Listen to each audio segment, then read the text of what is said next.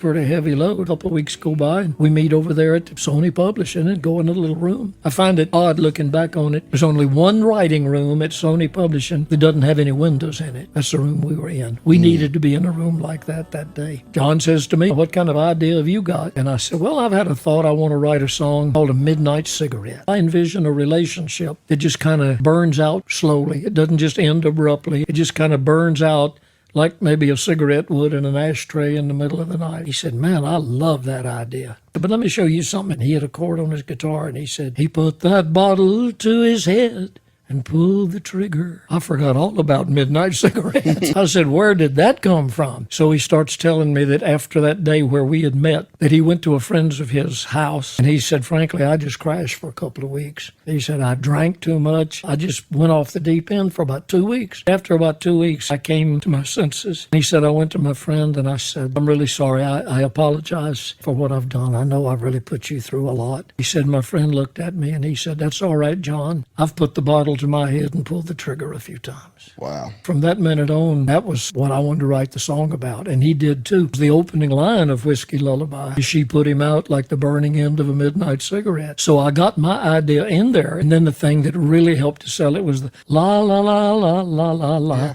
Little kids who had no idea what the song meant loved the little nursery rhyme. The mothers would try to shut off the radio. Well, the Dixie Chicks were the first to put that song on hold. And then when their career kind of imploded, Brad had heard it, Brad Paisley. It was not written as a duet at all, but Brad had the idea to put Alison Krauss on it. The greatest thing that happened other than that was the video. That's when people really began to understand the song. And then, of course, it became the #1 song of the year.